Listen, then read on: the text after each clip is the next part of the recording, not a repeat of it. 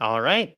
Welcome, Flutter Toronto. And without any more of a delay, Lukas and Eric, over to you. All right, thank you, Jason. Let's see if the slides pop up here. I guess they do. People see the slides, right? Super. Yeah, I am Lukas. I'm from Sweden, so it's quite late here compared to all of you on the other side of the world. And I'm from BlueFire, which is we're just a group of people doing different open source projects. But first and foremost, we do the Flame game engine. That is a game engine on top of Flutter. And Eric, can you present yourself a bit too? Sure. So hello everyone, I'm Eric. I'm a little bit closer to you. I'm from Brazil. I work with Lucas on our open source group, work with Flame, and really happy to be here to talk a little bit about our framework. Yeah. So today we're just going to do like a very basic introduction to what Flame is, basically. And afterwards, feel free to ask questions. Yeah, so what is Flame? It is the most popular game engine for Flutter, but we are also pretty much the only game engine for Flutter, so we don't have much competition going there. But there have been a few other projects too that have aimed to be game engines, but we're the only ones that are like currently being used. And in Flame, you have a game widget where you put your game. So Flame is just a widget like any other inside of in the Flutter widget tree.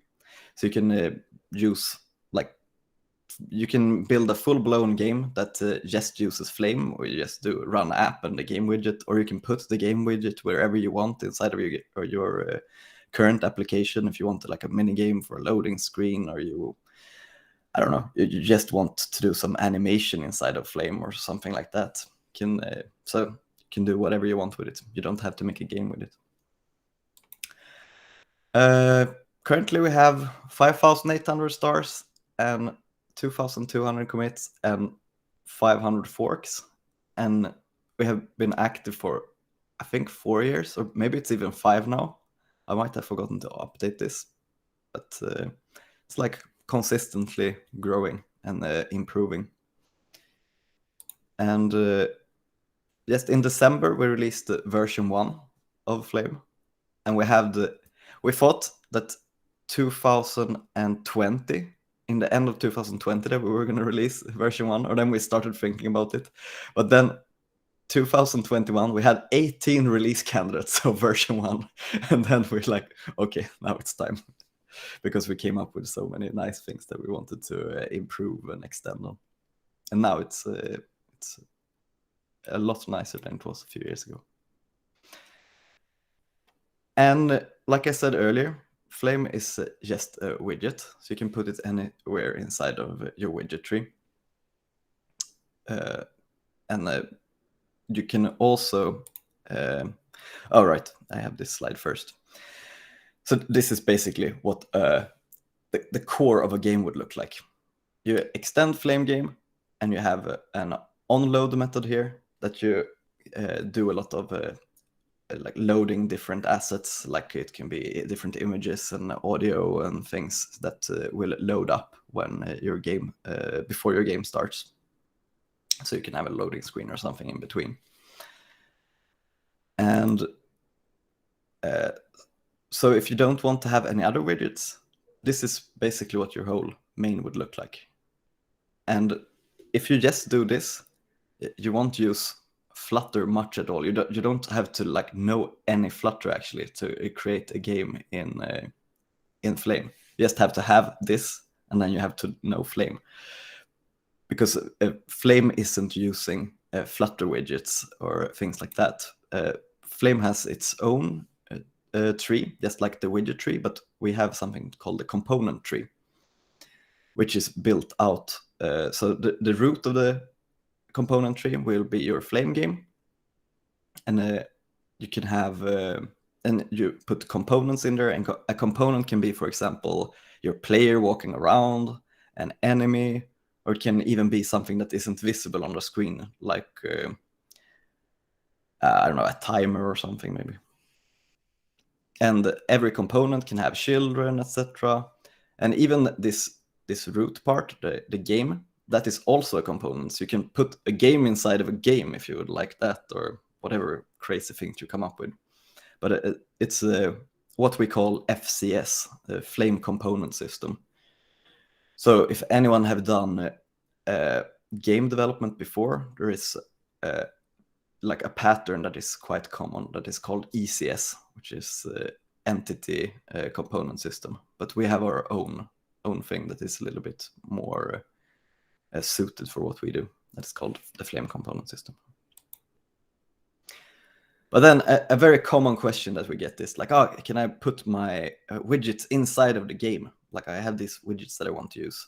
And you can't put it like inside of the game, but you can put it on top of the game with something called the overlays API that we have.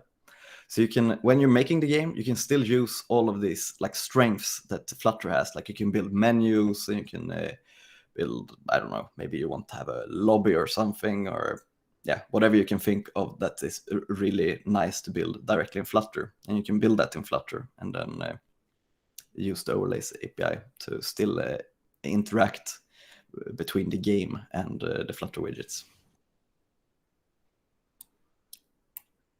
And in if anyone have done a game dev again, there is something called the classic game loop. And in the game loop, you have two methods basically. One that updates everything, that all of it, so in this case components, but in other game dev it can be other things. And then it renders everything after it has been updated. So if you run at 60 FPS, for example, this loop has to run 60 times per second. So in update, you get DT, which stands for delta time. And that is the time from the last time update was run. So you have to take that into consideration when you if you want to like manually move something over the screen, then you want to take a DT into consideration so that faster devices won't get, or on different frame rates will make things move faster or slower, because you want it to be consistent over different devices and frame rates. So after you have updated everything, you take your state into consideration, and you're like, what should the next step be in the next frame, etc., etc., etc., and then you render it and then update it again, and back and forth and back and forth. And this is what that looks like inside of a component. You just have an update method and you have a render method. And a lot of the times you don't even have to do anything inside of the update method or the render method, because we have already created a bunch of different components that already do things for you in there. Especially for rendering. Update, you sometimes want to take logic into consideration, etc. And so these two methods, they also exist on the game itself, since that is also a component. So in there you can handle like more the general state of the game. And all these components, when you don't want to like have a long list and go through all of your components and call update and render manually. So Flame does that for you. So what you do here is you just add a component to another component or directly to the game. And then Flame will call render and update automatically and handle some states for you. So you don't have to add your components in the onload, for example. You can add it if a user taps something, you can react to it directly and add a component to something. Yeah, so this was what I talked about earlier. You should never call update or render manually. That is one of the very common mistakes that a lot of people do, that they just say, oh, nothing is showing up. It's because I don't call the render method. and then they call the render method, and things will show up. But then after a bit, when they have gotten a bit further into the app, they're like, things are starting to act very strange, because I'm coming to one of our most common components later, and that one handles a lot of the state for you. And when you call render manually, those things won't happen. And also, if you only call render manually, if that component has any children, those children won't be rendered. Only the component that you call render on. So I guess you should talk a bit about position components, Eric. Awesome. So position component is probably our most used component, and it is one component that almost all of the layer components are based on. So basically, like its name gives you an idea, is a component which holds a position, a size, and scale and angle and things like that on the canvas. So if you want to render anything, move anything, if that thing needs to have a size, you can extend it from that component, and Flame will render it for you on the given position that you settle. Go ahead. So this is one example of a component based on a position component. So the sprite component is the most simple way to show a graphic in our game. So a sprite is just a word that we use on game dev for images. And the sprite component is just a position component that also has an image. So it will just render a simple sprite on the canvas. And then if you want to extend a sprite component or any component, actually, you can add your own behavior to it. So like you can override the update method from it and do some movements, do some logic that it follows the mouse and use keyboard keys to move it and so on. Then next we have a more exciting component, the sprite animation component, which is a component that uses a collection of sprites to create animation, time-based animation. So in game dev, we have this thing that we call sprite sheet, which is basically an image that holds several sprites with their frames for our animation, and give it a time per frame. It creates animation by changing the current image. Next one. The parallax component is a very helpful component used to create the parallax effect. This is common in developments of conventional apps as well, so people probably know what we're talking about. But if you don't, parallax is just that effect where we have layers and they move in different speed, and maybe in different speed, maybe in different directions as well. That gives that cool sense of depth. The depth on the game. So we provide this component that helps you create that. It basically just has a collection of images, a collection of speeds, and Flame takes care to create that effect for you. Text component is a simple one, just to display text inside the game. So many times we will not want to display text in widgets. Maybe you want to display a text inside your game because it's easier or it makes more sense. So I provide a text component, which is very simple to use. It even uses the text style class from the Flutter widgets. So super easy and helpful to use. Shape component, usually we just use a shape component to prototype things because they are just a simple shape that holds a paint. And so they are not very exciting like having a sprite or a sprite animation, but they are super useful to start prototype and starting our gaming, like testing our game with something visual. And so we have many more components that you can use based on the shape component. For example, we have the rectangle component with a specific shape, the circle one, and go on. So here's just a small representation of what a sprite component is. So there we go, just a static sprite being rendered. Go ahead.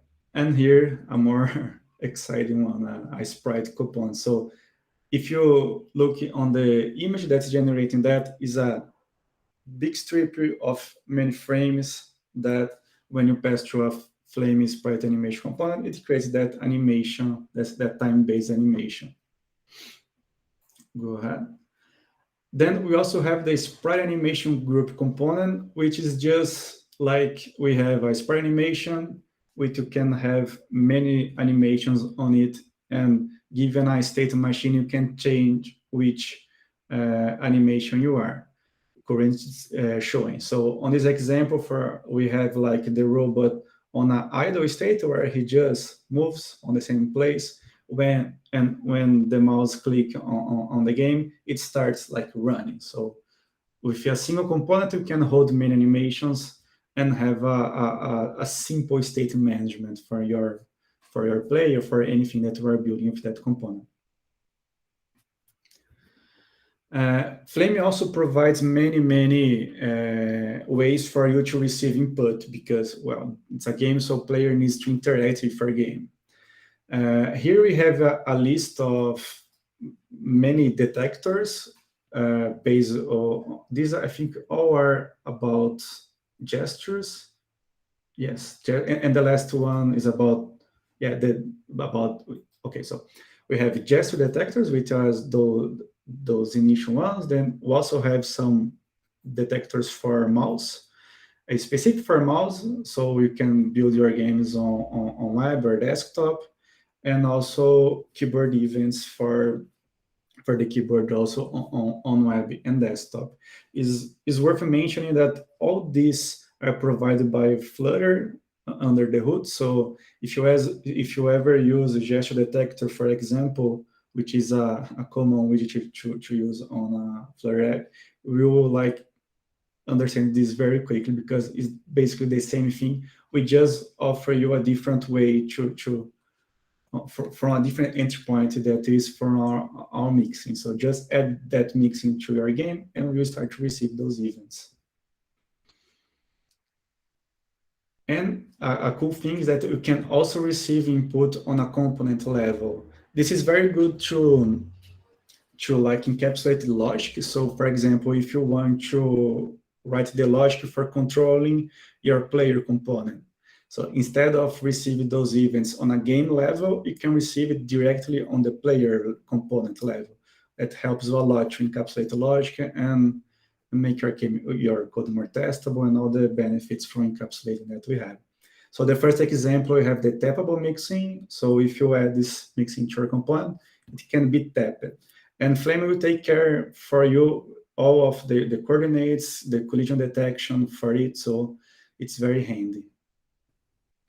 We also have the draggable, which is the same thing as the tappable, but we can drag your component. And lastly, we have the hoverable. This is just for mouse, so it doesn't make sense for gesture, right? So the same idea, if you pass the mouse over the component, those callbacks, those methods will be called. Go ahead. And one thing that we planned from the beginning of Flame is that we want it to be modular. We want it to be, like not all games are equal. Some games requires different types of features. And so we want to make it lightweight and modular. So meaning that you can build a lot of games, you just have to pick which packages you need. That also helps us to grow each part of Flame ecosystem individually, especially because some of the features require some native codes. For example, audio, you have to implement a specific native code for Android, for iOS, and so on. So separate help us to grow each package on its own pace. So on this beautiful image that Lucas put together for us, we see that some of the packages, I think we have more than that. We sure have more than that. And we call those bridge packages. So for example, we have, let's take audio again, for example. We have the package audio players, which is a package that we also maintain at BlueFire. And we have the Flame audio package, which use audio and kind of link Flame to audio players. That's why we call it bridge packaging. We'll also mentioning all others are saying there. So Forge 2D is it's a part of Box 2D. Maybe you have heard of that, but it's a very famous physics engine that it has like parts for, I dare to say, almost all languages. Like it has on C, on Dart. It was originally written on C, but it has on Java. I don't know. I think all the languages must have a part for that. And Forge 2D is a part that we worked on. There's already a Dart part for Box 2D, but it was not very Dart way. So we worked on making it more like feel like how you would code on Dart. So there was born Forge 2D. And then Flame Forge 2D links the two and provides physics engines for Flame. Fire Atlas is an editor for you to map images. It's a little bit difficult to explain without showing it, but imagine that you have like I mentioned before, an animation is a big image of even many frames. And it can be hard to map that on the code because you have to count how many frames, divide the size. So FireAtlas provides you a visual way to do that. So you basically get your image on an editor, you can select, you can set how many frames at a time, you can preview the animation beforehand, and so on. And finally, Oxygen is an alternative to that component system that Lukas showed earlier. It provides an implementation of the ECS, the Ended Component System. So that's another way for us to show how modular we are. You don't even have to use the default component system that Flame provides. You can use an alternative. And Oxygen is another alternative that we provide. Go ahead. And some other features. Flame also provides a camera and a viewport. This is very important for games. So there are not many games with a single screen. Most of the games you travel on a stage, you have a world. So Flame provides some camera for that. And viewport is a way for you to like work on a fixed resolution. For example, maybe you are working on a retro looking game, like you want to emulate the resolution from the Game Boy or the Nintendo, and so you can use viewport to like set a fixed resolution, and then Flame will take care for you to show, to enforce that viewport. It's very handy. We also provide a collision detection system. Forge 2D or Box 2D already provides many physics-related things, but sometimes Box 2D or Forge 2D is too much for your game. So we provide a simpler system for you to use. It's bundled direct on Flame, and for most game, it's work good enough for your game. Provide an effects API, which is like the animation APIs that we have on Flutter. So we can like scale components, you can move components with an effect, you can like create sequence effects where you can put like, I want to put a color effect, then a scale effect, and then you can put curves on that so it will animate on a sequence. It's a very cool way to get your game more appealing with some cool visual effects. Go ahead. Like I mentioned, gesture input handling. It's very important for a game.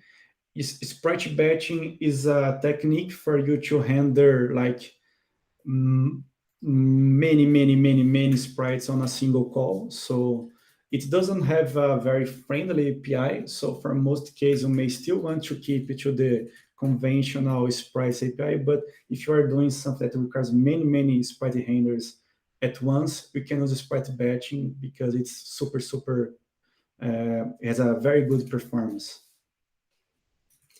And full-fledged physics engine through Flutter 2D. It also has some features for debug mode. It's a little bit different from what we know as debug mode on Flutter.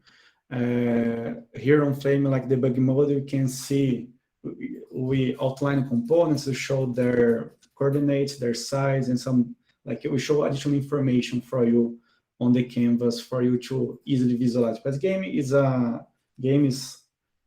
are an active rendering app, so things are happening a lot of time, and it's hard to keep track of things. So we can enable this debug mode, and we'll show some information that may help you to identify bugs and so on. Yeah. And how to get started with Flame. We have a very cool site where you can see many examples. These examples are feature focused. So if you open, you see a sidebar with like a category for sprites, then a couple of examples about that for sprite animations and so on and so forth. We also are planning on expanding these examples to have more complex games, like full games, where people can like, I want to build a space shooter. So there will be an example there for a space shooter, and not only just small focus examples on features. We have our documentation. It's all available on that site, and we have documentations for all of latest versions. So if you can check on that, we have some examples there too, and a short tutorial. It's very short, just 2 chapters for now, but we are working on expanding that, and we hope to have a full series of tutorials very soon. And we also have many unofficial tutorials if you search on YouTube, or on our Discord. We have a channel where we list many of the tutorials made by the community. We also have the awesome Flame repository on our organization, where we have some tutorials linked there too. So if you Google for Flame tutorials, you sure will find many resources.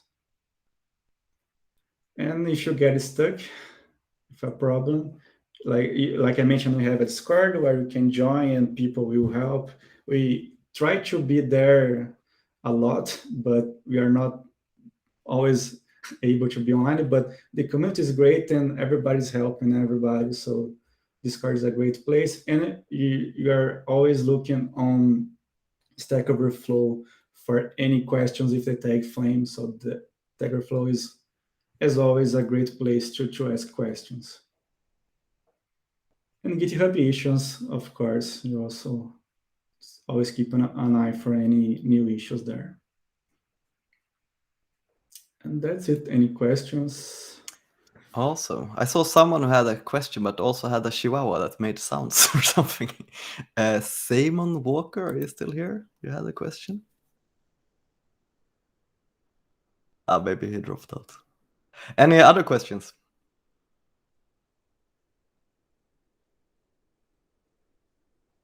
Wow, Canadians are even more shy than Swedish people. I'm surprised.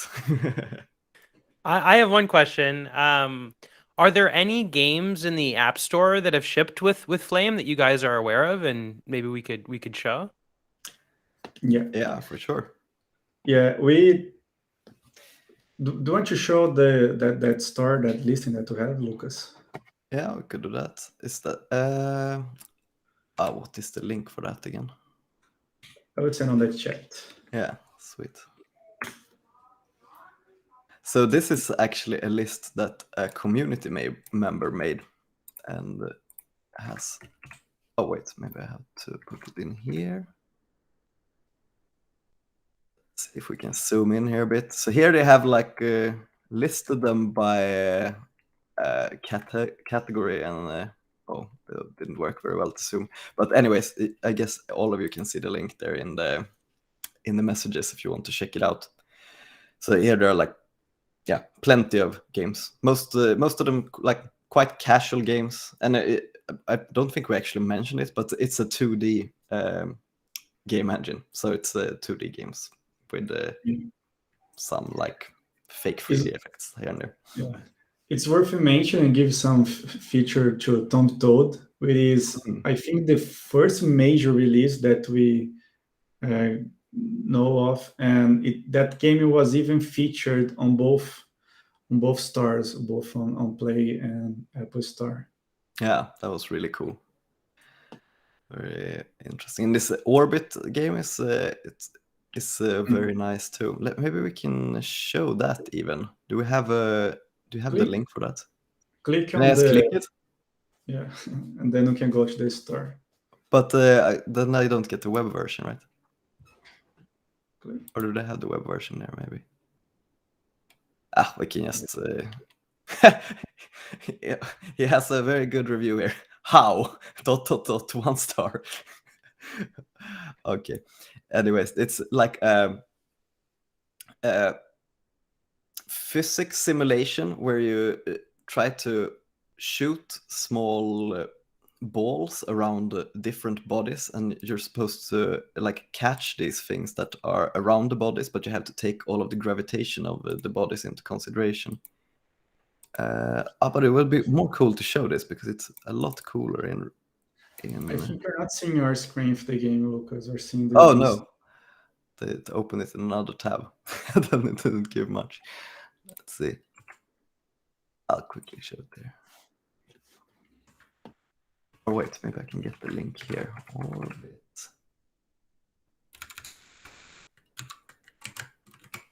Let's see.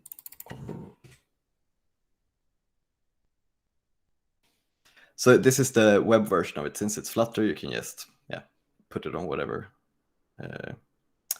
you want. So this is his demo versions. I think it might have some beta stuff in it. Let's see. Okay. Let's see if I remember how to play it.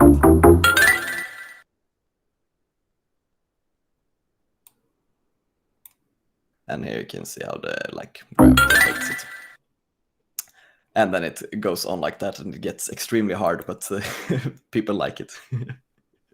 That's awesome. I love physics-based games like that, so I'm gonna be playing that one after this. Yeah. I can send a link, the web version here if you don't want to download. Yeah. Right. Any more questions? Okay. All Awesome. Right. Thanks Well, for if you having think us. of any, and if you think of any questions, I'm sure that you can find Lukas and Eric online, or at all those places like the Discord and Stack Overflow, like you guys mentioned. Thanks Absolutely. so much for giving this talk. That was an amazing introduction to Flame. Thank you. Awesome. Thanks for having us. Okay, awesome. So we're gonna move on to our second talk, which I'm giving. So allow me to share my screen here, and we'll get started.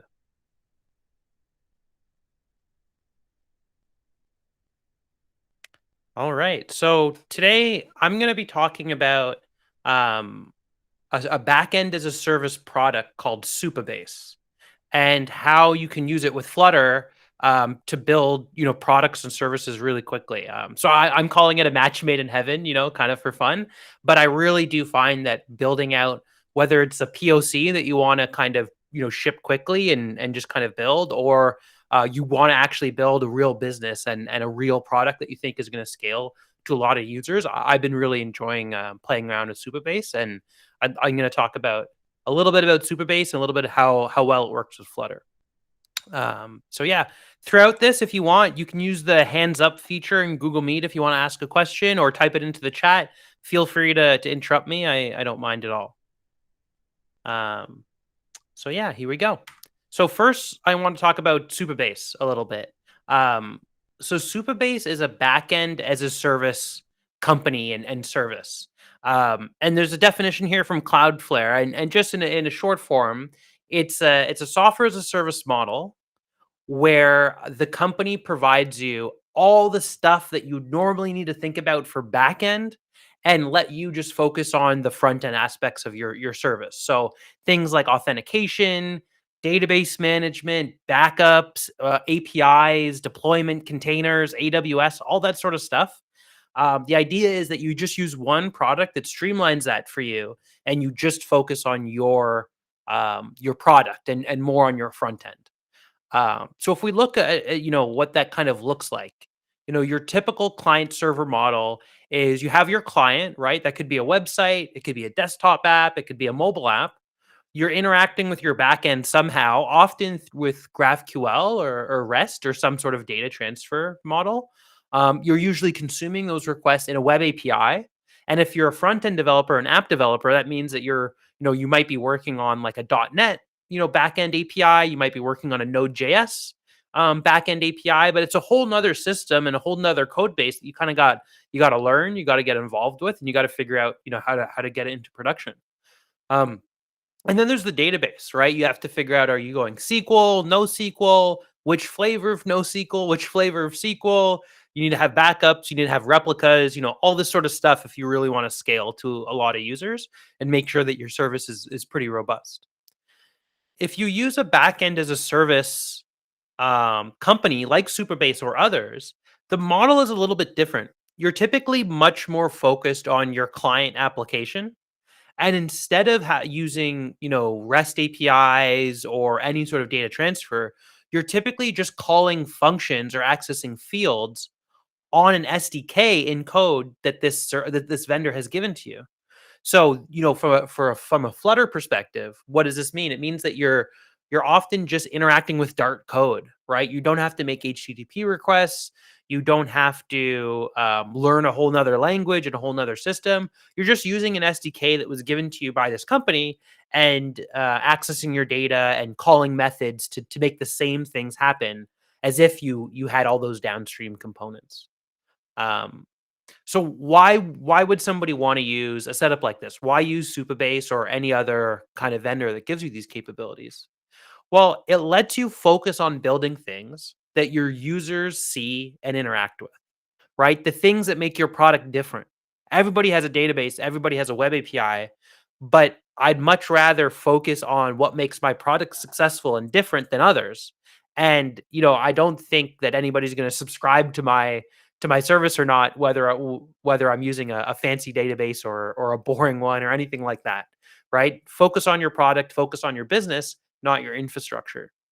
Additionally, those client libraries that I was talking about, it can be a lot faster to work with an SDK that's given to you rather than wiring up your backend to your front end, developing that backend, and doing all that infrastructure work that I talked about, right? There's a lot of work that goes into that. So if you can kind of abstract that all away, paying for a service like this, that can be a huge benefit for shipping products and features quickly. But there's not only upsides, right? There's downsides to any choice like this. So why might you not want to use a backend as a service vendor like Supabase? Well, there is some aspect of vendor lock-in, right? I said you're using their SDK, which means that if you want to stop using that service, well, you probably have to make a lot of code changes. You might have to make architecture changes for how you've structured that application. You might be taking advantage of some really cool features that this service gives you. But if you ever want to switch, if the pricing gets too expensive, if something doesn't work for you and you want to make a change, it can be tough. It can be challenging. Um, Talking about those features, flexibility is another area, right? Like, imagine you're building an application that has a lot of power users, right? Guys who, are critical about performance. They really care about data usage, let's say, in a mobile app when you're out in the field. Well, let's say that as a feature, you want to update your data transfer protocol to use proto buffs or proto buffers instead of JSON, which is pretty standard for data transfer. Well, proto buffs can be a little bit more efficient, and so some people really like using them because it means you can use less data. Especially when you're using a metered data connection like LTE outside of Wi-Fi. That's not a change that would be easy to make if you're using a client library given to you by another company, right? That stuff's abstracted away from you. You often don't have access to the internals like that. So sometimes those specific use cases or specific things that if you controlled everything end to end yourself, you could change. You can if you're using a vendor like this. Which kind of goes into another idea of like, all of these vendors are building things to help people ship products, and they're building features and designing their SDKs in ways to match what products they think people are going to be building. But oftentimes that's just not the case, right? Like Supabase specifically, it gives you all these amazing rich client SDKs to use so that you don't have to work on APIs, or you don't have to, connect all these different pieces together. But what if your API or your product involves exposing a public REST API, right? Let's say Stripe, for example. Stripe has a public REST API that you can use to integrate with them. Well, if you wanted to build a product like that, you can't really get away from learning how to stand up a REST API and getting involved there. So all those kind of benefits where you just focus on your front end and you get to skip kind of these other components, well, that might not apply depending on your product specific use case. So those are some reasons why you might want to use a vendor like this, or why you might not. If we take a quick look just on the common vendors that are out there, right? The most popular one, I think by far, is probably Google's Firebase, right? A lot of its features are free, not all of them. And there's great documentation for Firebase, and it works pretty well. It's been around for a while. Apple actually has one too. They only provide SDKs for iOS, but it's called CloudKit. Amazon has AWS Amplify, again, targeting the same sort of use case. Microsoft has one. There's another smaller company, Back4App, that does one, short for your backend for your app. And then Supabase is a newer one that's been getting a lot of traction over the last year. And there's a couple things specific and unique about Supabase that make me want to talk about it and kind of give talks like this. So Supabase is open source. Some of those other providers have open source components where like the client SDKs are open source, but maybe not the whole backend. Supabase is open source top to bottom, which means it's completely self-hostable as well. So, I kind of talked about pricing being one of the reasons that you might walk away from a vendor or make a change.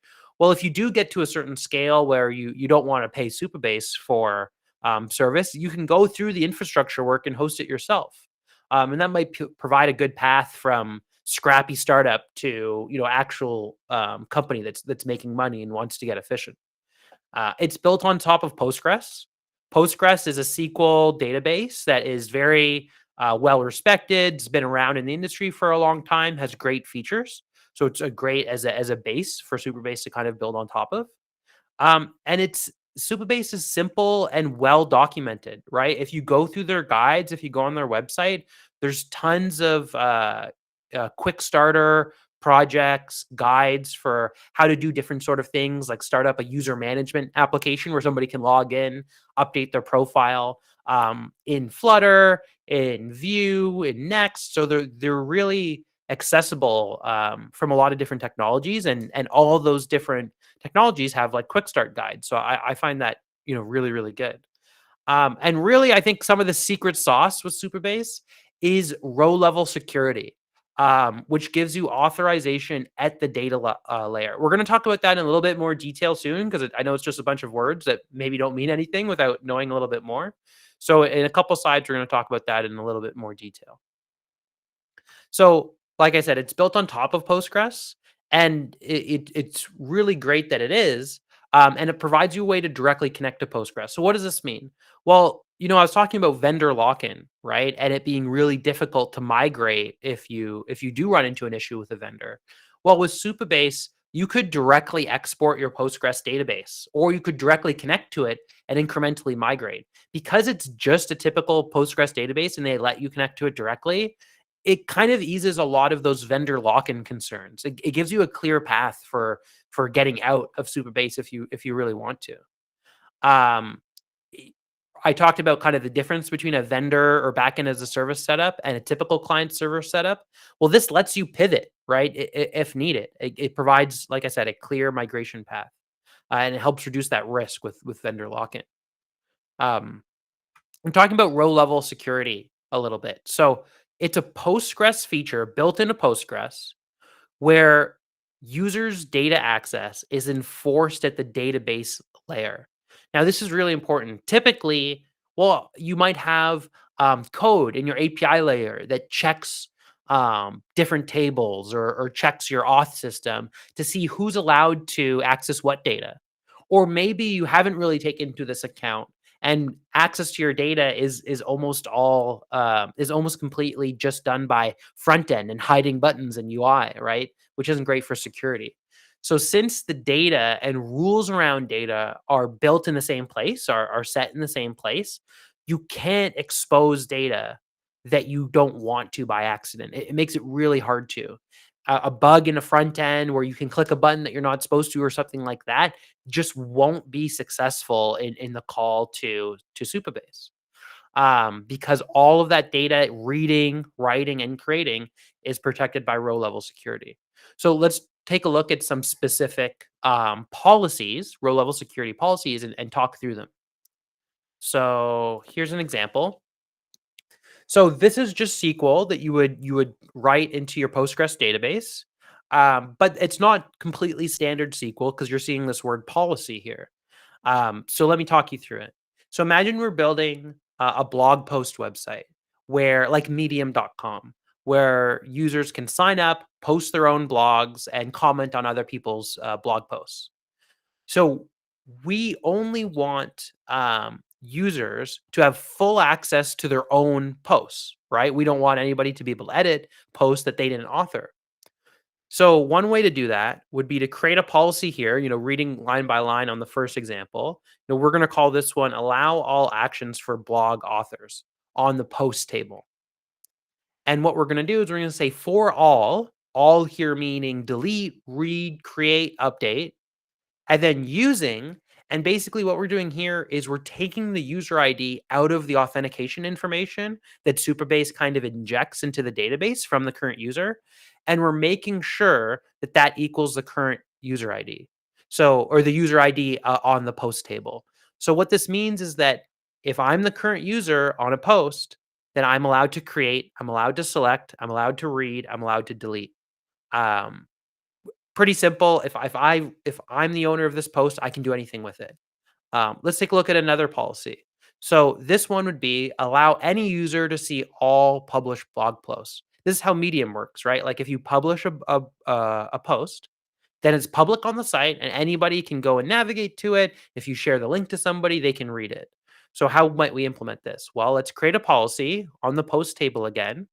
And this time we're going to say for select using is published equals true. So is published is a column on post table. And we're saying that anybody is allowed to select it if is published equals true. And when you start kind of understanding how these policies are created, you start realizing how kind of insane it is that this isn't how authorization is done for all databases, because it's so easy to accidentally expose data or allow somebody to overwrite data just because of a bug in your code. So having it at the schema level, where it's included in backups, it's included in replicas, it's part of the data itself, really builds that protection in. A couple other short examples. So a blog website like Medium probably has comments. So let's see who is allowed to see comments. Let's see if we can create a policy for that. So we want to allow users to see comments on posts that they can also view. So one way to implement this would be to add a policy on the comment table. We're saying for select. So again, this is for reading only. If exists, select one from the post table where the post ID equals the comment ID. Okay, what's going on here? Well, we have the comment table, and the comment table has a foreign key to the post. So we know that comments belong to certain posts. And what we're saying here is if we're allowed to select that post, then I should also be able to see all comments on that post. So on the previous slide, we set up access to posts, and here we're kind of piggybacking on that access. We're saying, okay, as long as we can view a post, we can see all comments. This is really powerful because it means that I don't have to duplicate the lookup to post table and check if the post is published. Instead, I'm just seeing if I can select the post at all, which means if we want to change how the visibility of a post, we also change the visibility of a comment. For example, let's say if you wanted to do a delayed publish feature where the is published column would turn to true earlier than the date that it should be visible. And we update that policy here. I'll go back for a second, this second policy to take into account a date time column. and only if it's after that date time we allow viewing. Well, because we're checking selection in this policy would automatically be updated to match. You would still only be able to see comments if the post is published and the time has passed. Really, really powerful stuff. You can do the same thing for create. And so the policy below is also really similar. If I can access the post, then I'm allowed to create a comment on the post. But we have an additional little check here. We say only if you're trying to insert a comment with the user ID that matches your user ID. This is important because we wouldn't want the front end to be allowed to set the user ID to anything in the world to somebody else's user ID. You wouldn't want to allow impersonation. And I think you'd be surprised on how many applications built with a current with a typical client server setup actually fall into this trap of not checking some of these relationships and just taking what the front end gives you. So again, bringing that data access as close as you can to the data layer is something that really, really helps for security and letting bugs like this through. So I think this is everything that I touched on. Since these rules are at the data layer, they're included in migration, backups, and etc. They're with your database. They're a part of your database. And Supabase actually has a little UI for editing these easily, and it shows you the SQL output. So as you're playing around with some common templates that they have, they kind of teach you about row level security because it's a bit of a concept that not everybody's familiar with. So hopefully I made it clear here, but if not, I think that you'll find it really easy to learn as you play with the Supabase UI and editor. So let's talk about Flutter and Supabase together for a little bit. So far, we've just really talked about Supabase. So why do they work so well together? Why do I like building products with both of them? Well, they're both open source, and that's kind of table stakes for any modern service that developers love nowadays. But Flutter and Supabase both take the approach of having a big focus on the developer and the developer experience. Whether it's the quality of the documentation, the response on GitHub issues, or the community, creating content and trying to make it the best for everybody. I find that Supabase and Flutter both have that in common. There's a real focus on let's make sure the developer is our customer. Let's make sure they're happy, and let's make sure this is a joy to work with. And I don't feel like that's the case with older or every framework out there. And also, it's very much a batteries included kind of experience, right? Like with Flutter, you get the Material UI library, you get the Cupertino UI library, you get so much features built into the framework. You have a lot of first-party packages maintained by Google that really give you all the basics of what you need to build out a product. And Supabase is similar. We're going to be talking about some of their SDKs for Dart and Flutter soon, but they really provide you a great baseline to get started building a product where you have everything that you really need to get going. And one other bonus for the Supabase SDKs is they're all written in Dart top to bottom, which means that they're very portable. They work on iOS, Android, Windows, macOS, Linux, and the web, 6 platforms. And if you compare that to something like the Firebase SDKs, where the Dart packages just send their calls through platform channels down to the native Firebase SDKs.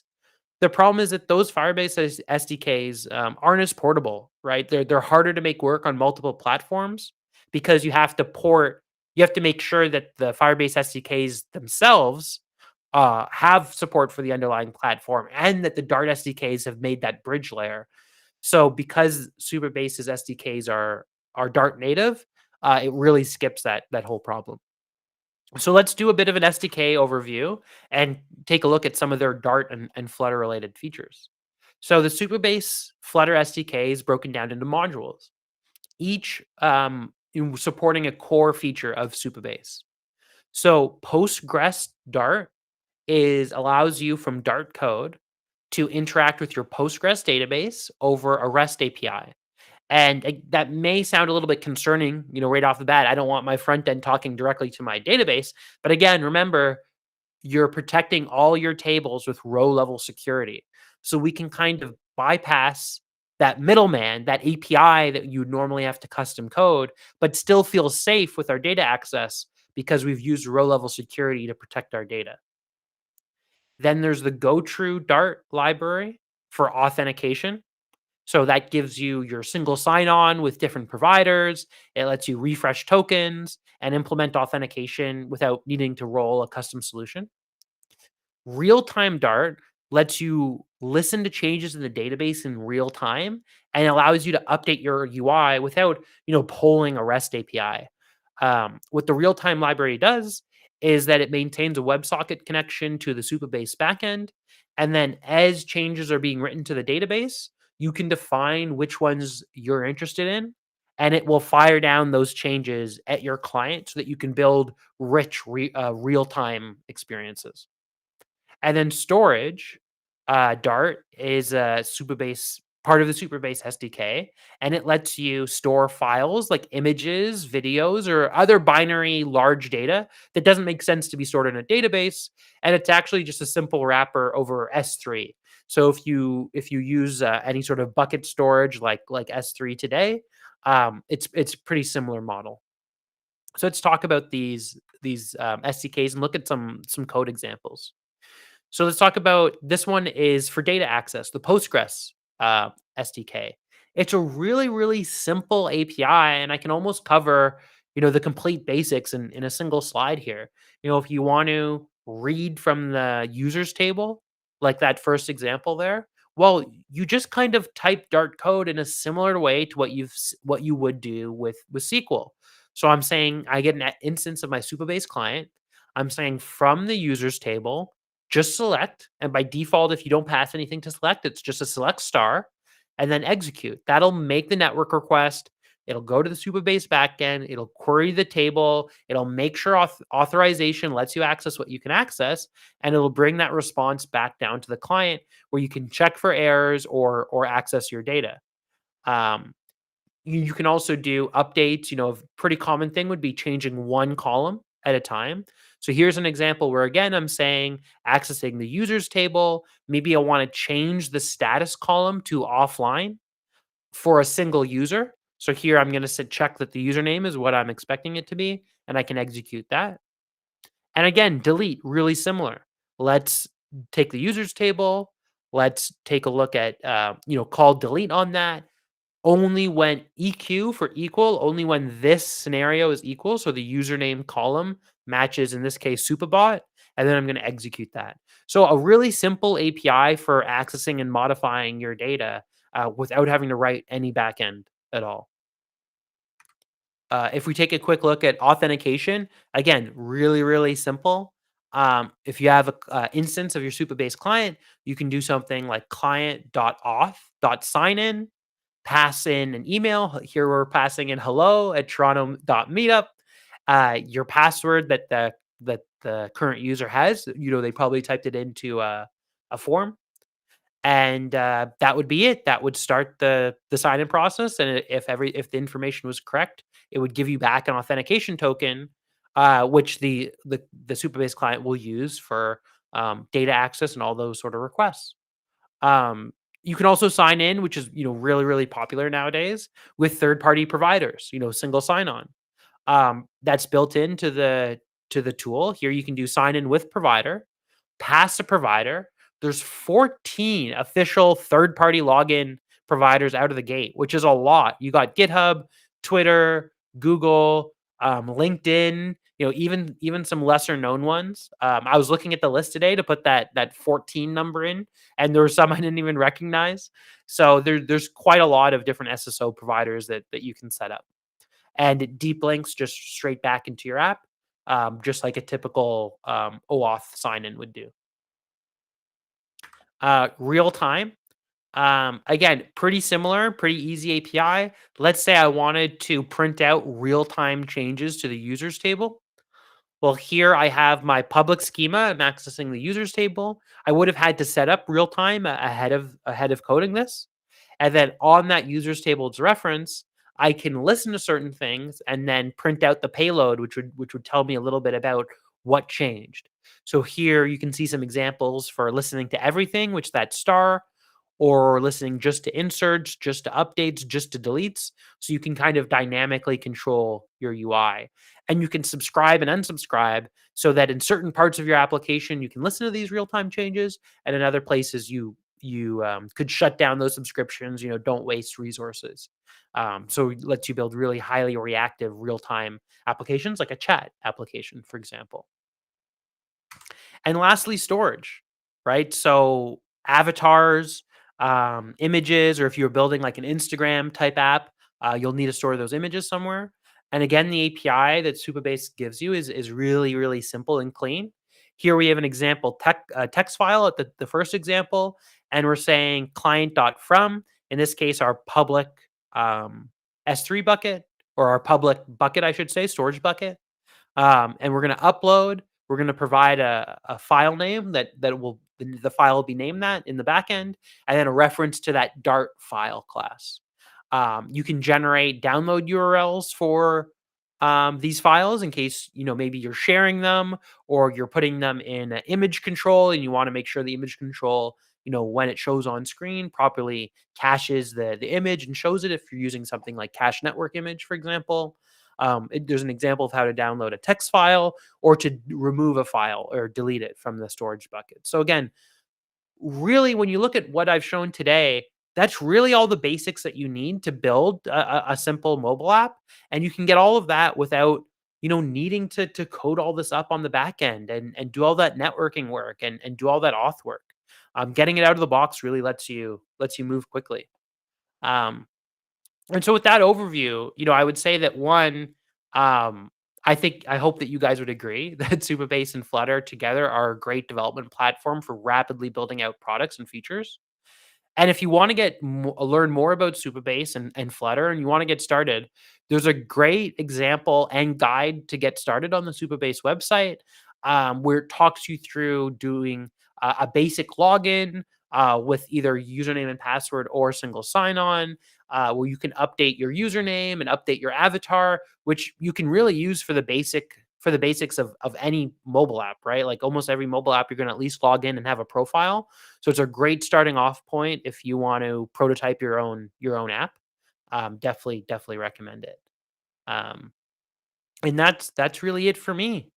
Any questions at all on what I talked about today, or Supabase and Flutter together?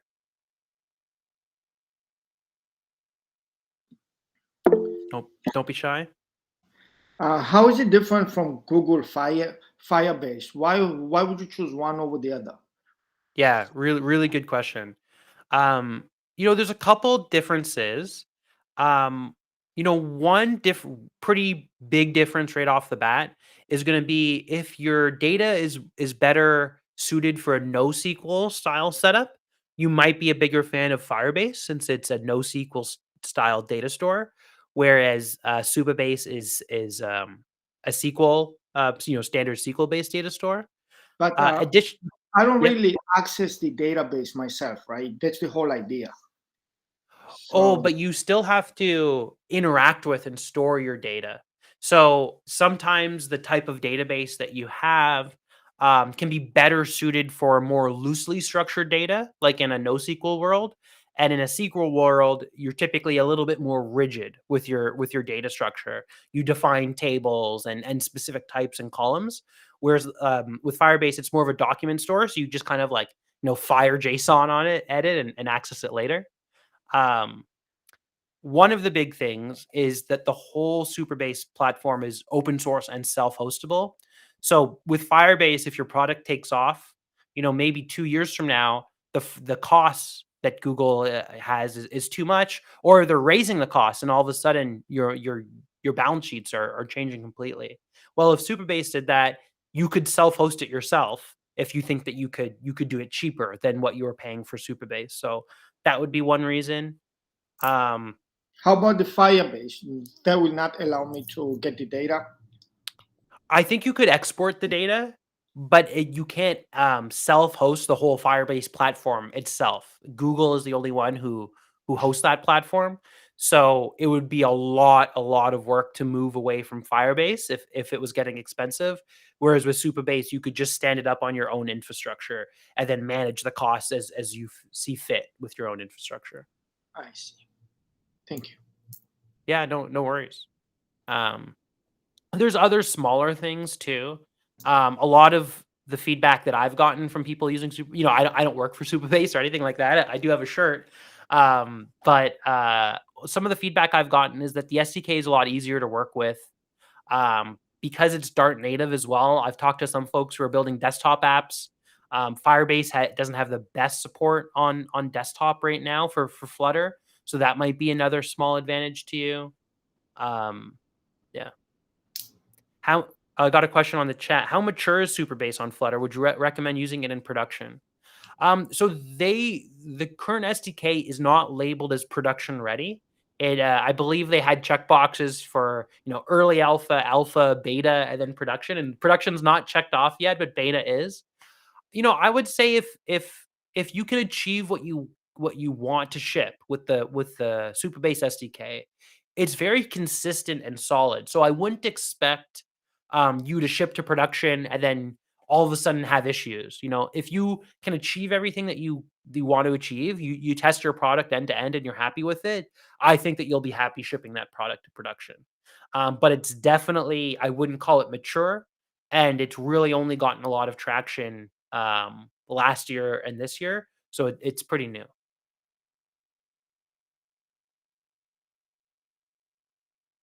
No worries. Any other questions?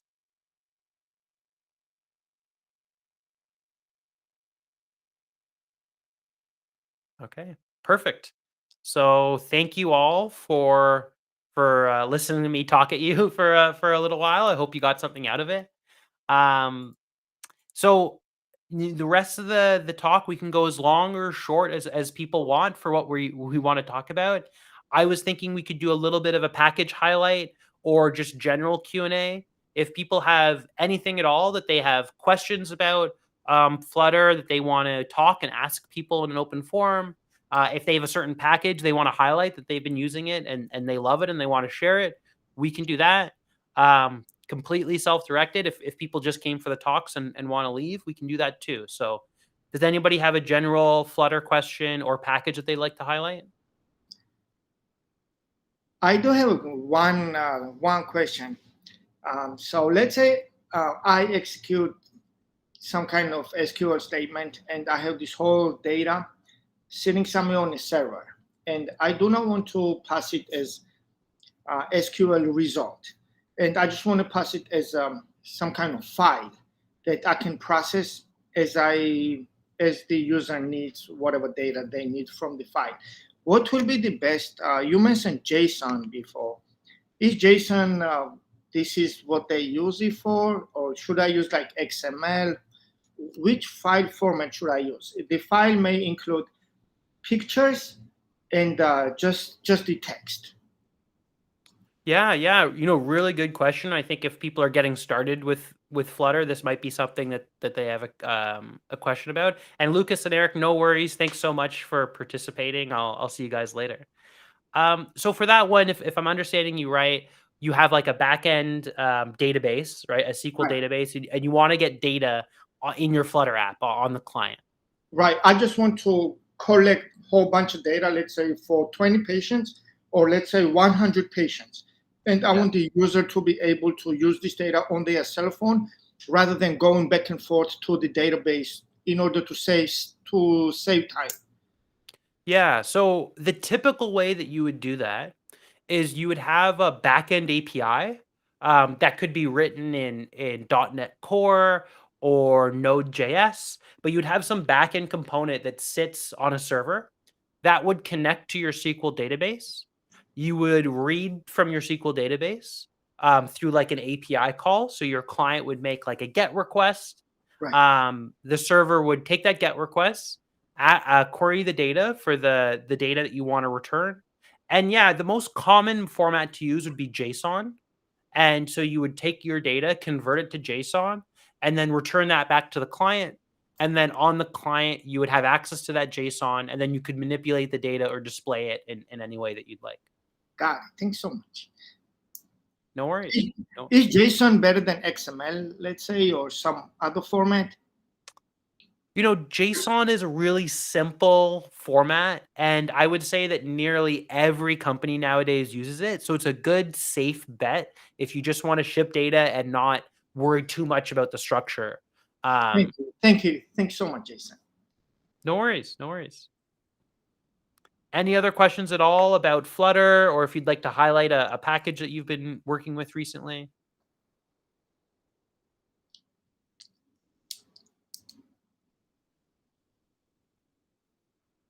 Okay, awesome.